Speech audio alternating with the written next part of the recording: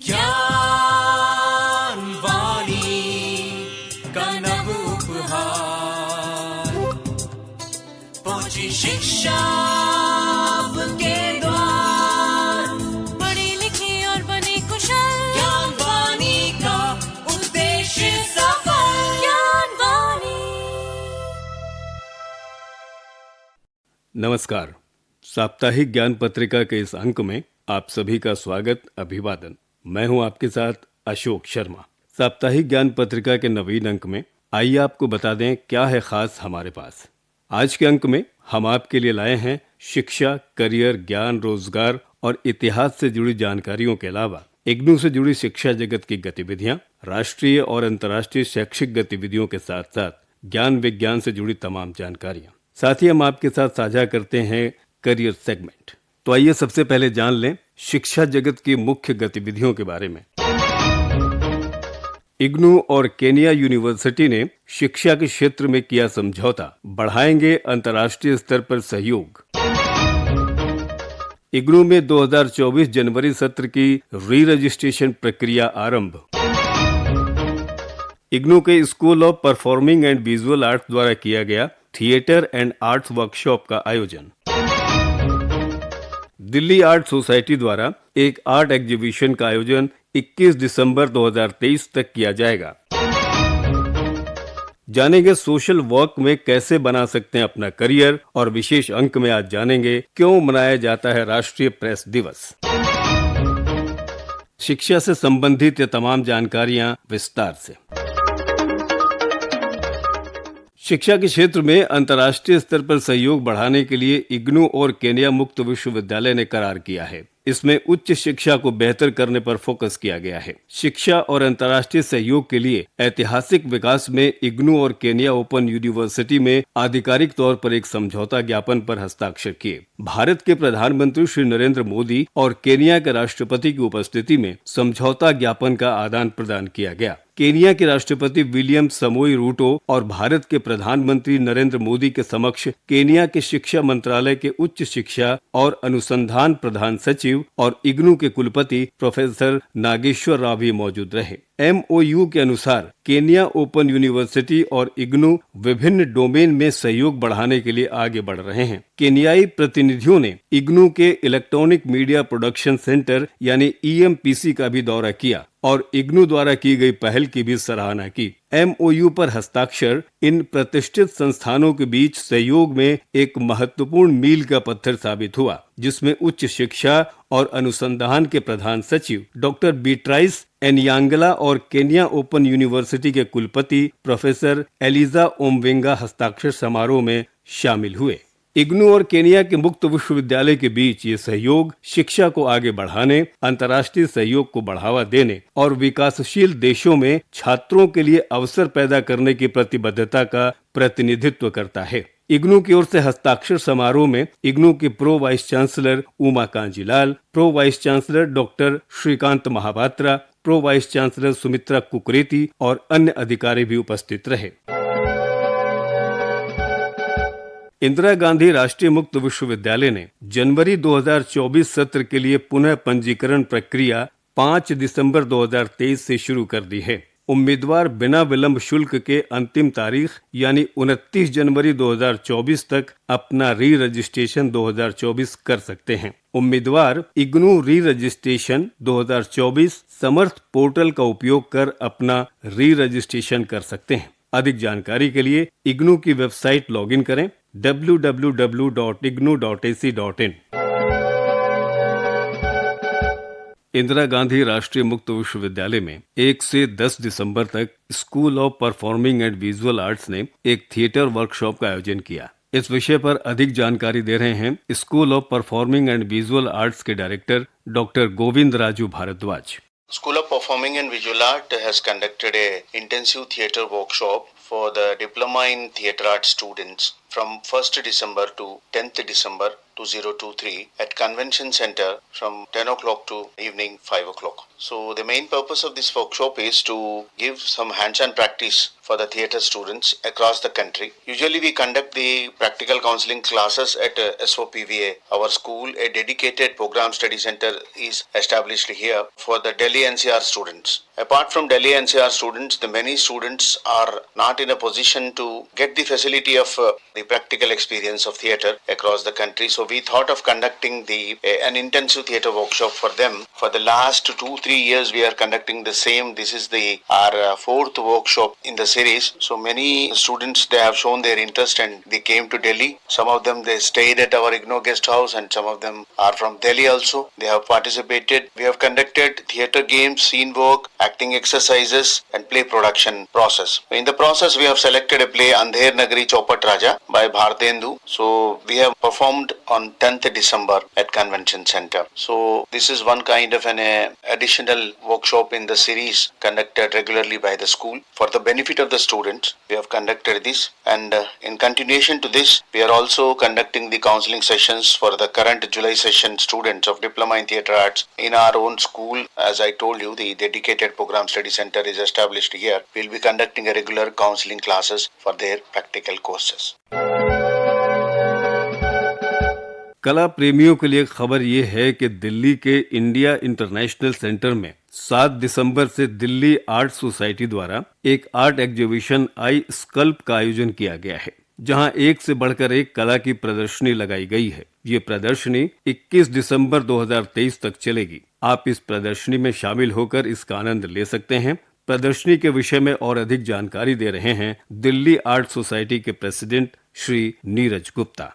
केशव मलिक जी और उनकी बहन डॉक्टर कपिला वात्स्यायन की मेमोरी में एक स्कल्पचर का शो ऑर्गेनाइज कर रही है इंडिया इंटरनेशनल सेंटर के साथ। गांधी किंग प्लाजा है, ओपन कोर्टयार्ड, उसमें लगा हुआ है। इस स्कल्पचर शो की जो विशेष बात है वो ये है कि हमने केशव मलिक की याद में, जिन्होंने अपनी सारी जिंदगी आर्ट एंड आर्टिस्टों के लिए सेक्रीफाइस कर दी, इस शो में हम लोगों ने उनके एरा के मास्टर्स, साथ में प्रेजेंट एमर्जिंग मास्टर्स के काम यहाँ पे रखे हैं, जो कि अपने आप में एक बहुत ही वैरायटी को प्रस्तुत करते हैं। Variety in terms of material, variety in terms of forms, variety in terms of texture, variety in terms of meaning, variety in terms of shapes, everything. जो भी आप स्कल्पचर को लेकर के सोचते हैं, आपको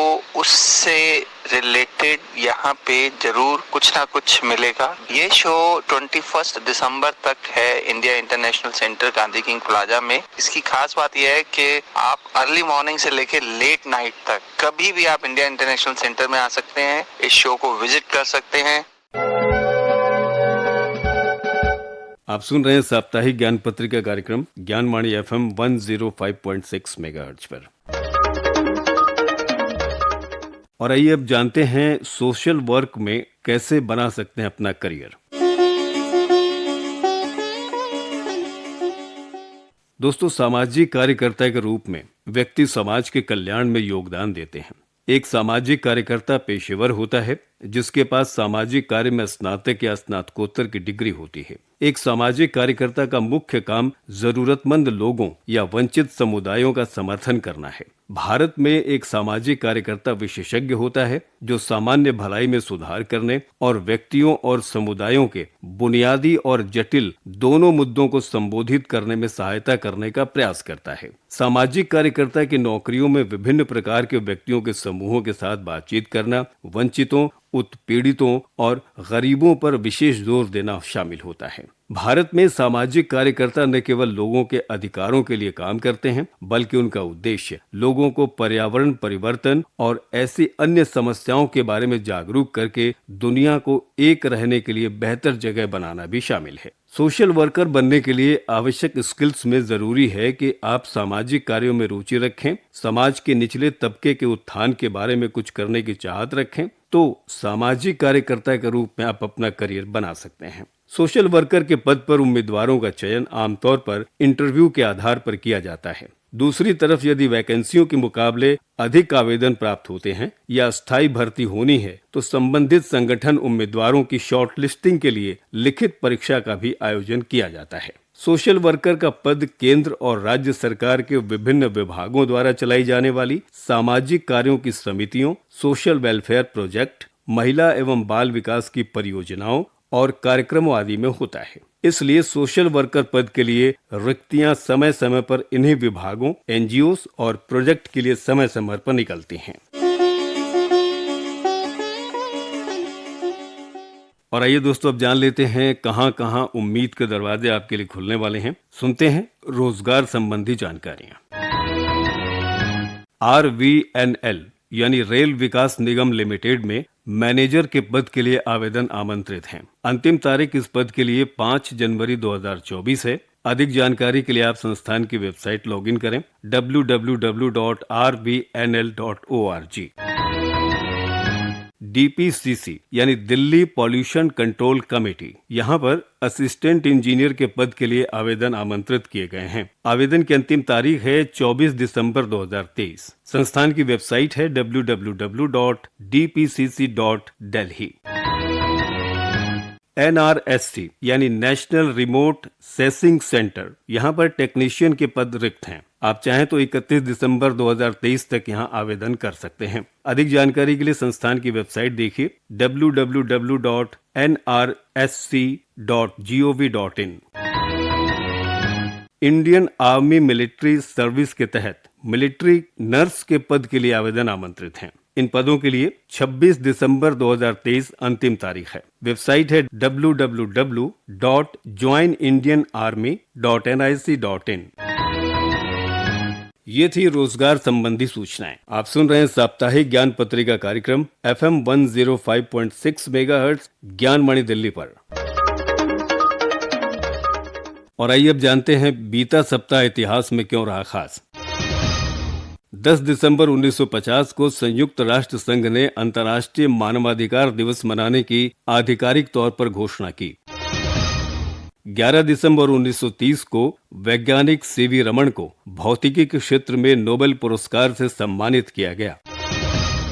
12 दिसंबर 1911 को भारत की राजधानी कोलकाता से दिल्ली स्थानांतरित की गई थी। 13 दिसंबर 1921 को बनारस हिंदू विश्वविद्यालय का उद्घाटन प्रिंस ऑफ वेल्स ने किया था। 14 दिसंबर 1946 को डॉक्टर राजेंद्र प्रसाद भारत की संविधान सभा के अध्यक्ष निर्वाचित हुए थे। 15 दिसंबर 1991 में जाने माने फिल्म निर्माता सत्यजीत रे को सिनेमा जगत में उनकी उपलब्धियों के लिए स्पेशल ऑस्कर अवार्ड से सम्मानित किया गया था।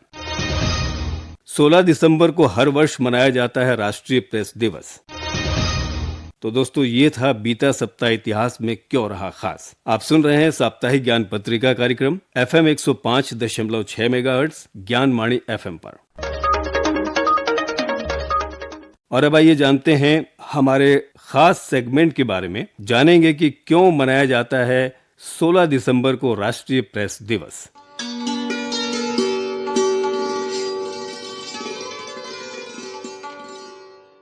भारत में प्रेस को लोकतंत्र का चौथा स्तंभ माना जाता है। अगर प्रेस की ताकत को समझना हो तो अकबर इलाहाबादी की मशहूर पंक्तियां काफी कुछ बयां करती हैं। खींचो न कमान न तलवार निकालो, जब तोप मुकाबिल हो तो अखबार निकालो।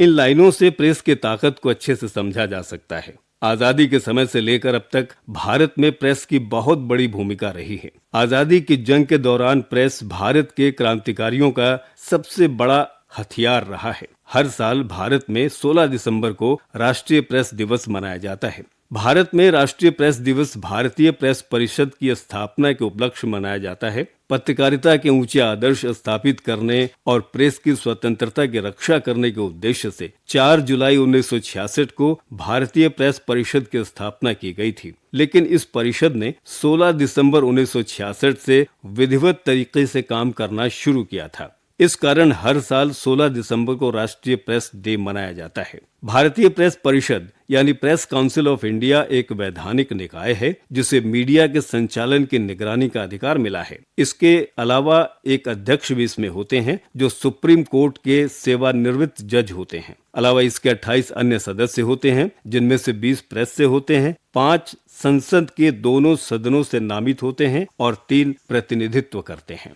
तो साथियों, ये थी जानकारी कि हर वर्ष 16 दिसंबर को क्यों मनाया जाता है राष्ट्रीय प्रेस दिवस।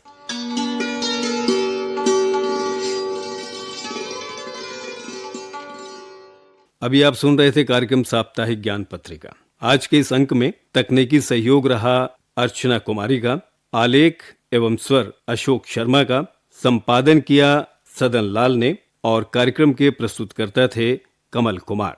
अगली कड़ी में आपसे होगी फिर मुलाकात। तब तक के लिए अपने दोस्त अशोक शर्मा को दीजिए अनुमति। नमस्कार।